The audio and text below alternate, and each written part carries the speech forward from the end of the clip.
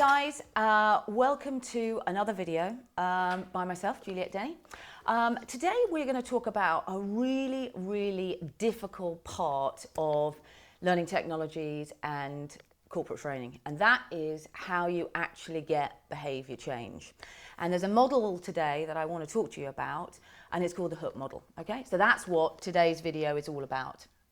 So first of all, I think we can all agree that changing our behavior, whether it is in our own personal life, losing weight, getting fitter, or trying to get a new set of behaviors into a sales team, a new set of behaviors in terms of information security out to an organization, these are really difficult things to do, okay? Because as humans, just because we know something doesn't mean to say it's going to have an automatic effect on the actual behavior that we display. Okay, and a change management process, be that putting in a new, ERP system or, a new way of selling something, it is about the behavior that actually happens once we've got the training. Okay, and this is a really difficult thing that training departments and L&D departments have to struggle with. It's okay delivering the training, but if it makes little or no impact in terms of the way people are actually behaving, fundamentally, we've kind of wasted our money, right?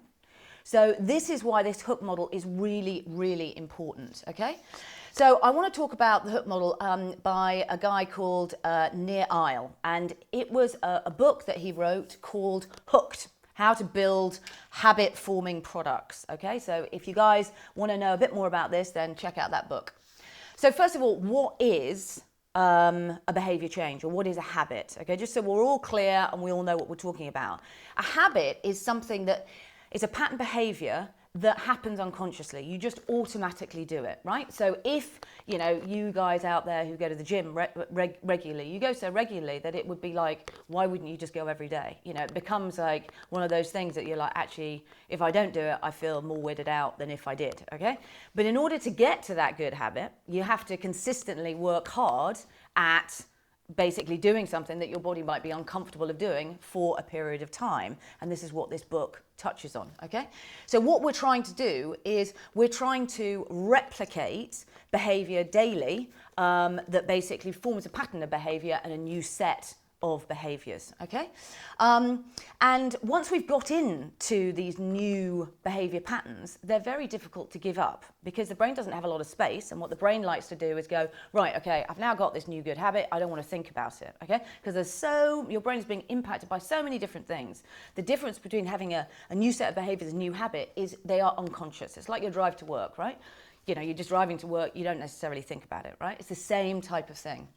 So it's obviously important to realize you have good habits and you have bad habits. And what we want to do is when we're delivering out training programs, either in the real world or online, what we want to do is we really want to focus on how we build that new set of behaviors. And that's really what the hook model is about.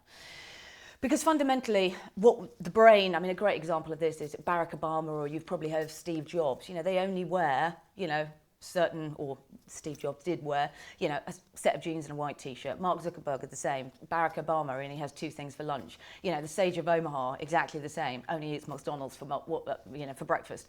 Because you don't want to be thinking about new things. And this is really the quid pro quo for developing a habit. You don't actually have to think about it.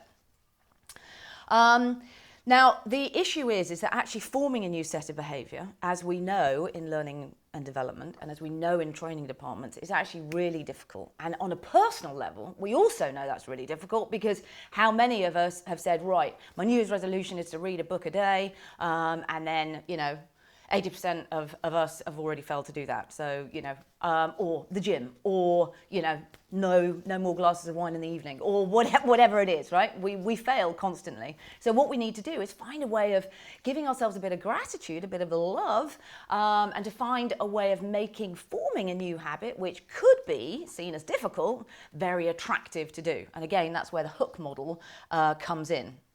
So the idea here is that the hook model is basically a 4-step process, okay?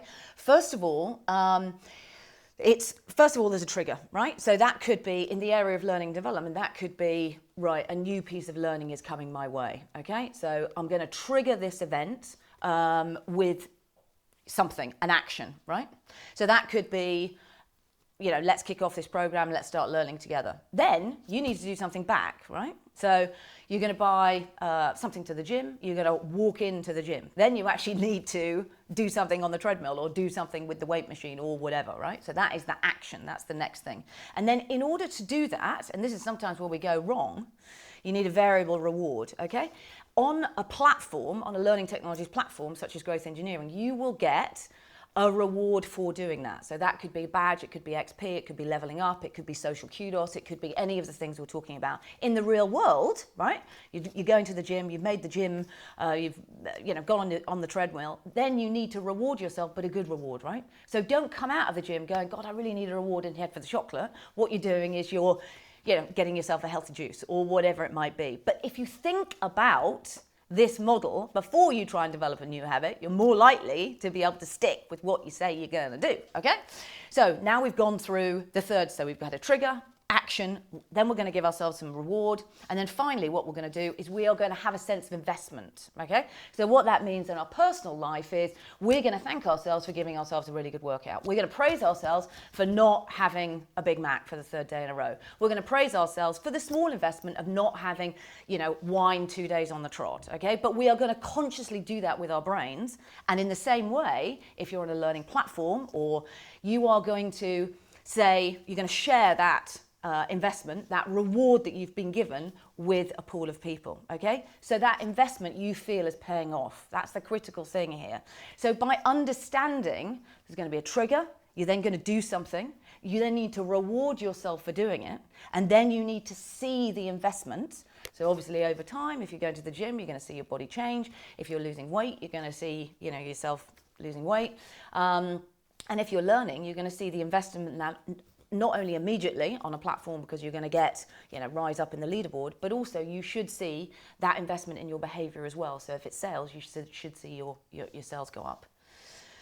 So applying the models, it can be applied anywhere, whether it's, we've gone through joining the gym, we've gone through reading, we've even gone through not drinking wine every single night, or it can be deployed in learning technologies. The key thing is to get your mind thinking about the power of this model to change your behavior. And so often what we do is we just think about the trigger. We just think, right, okay, I'm going to have to go to the gym. Whereas we don't do the other two things, which are give yourself a reward, give yourself a pat on the back, and also think about the investment you've made and take pride in that. So whether you're talking about a learning technologies platform and it's gamified and it's about social kudos, or whether it's just reading more books and thinking, wow, I know something I didn't know from the last time, you really need to have those last two things, which is about, saying well done and giving yourself that sense of investment so that you want to do it again. Yeah. So final words. Learning technologies, you can use all sorts of different mechanics in the world of gamification in order to get that, okay? So if you think about you being in a classroom, you could get the reward, you could get the kudos, you could get that sense of investment by progress cards, by streaks, lots of different things. But in the world of learning technologies, what we're doing is we're using learning technologies in terms of badges, XPs, streaks, social kudos, all of those types of things in order to make sure that the hook model really, really is embedded to your sense of learning and progression. Okay, that's it from me. Thanks a lot. Hi guys, my name's Juliette Denny and I'm from a company called Growth Engineering. I hope that you enjoy these videos. I hope you give it a big thumbs up. I also hope that you comment and you give us some questions, because otherwise how am I going to know what you want to learn about in future? So I want your comments and I want your feedback. And then most importantly, it would be really great if you could subscribe to the channel, and then when I'm delivering out new content and hopefully I'm answering questions that you guys have asked me, you'll know when I post another video. So thank you very much, and thank you for being part of my learning tribe.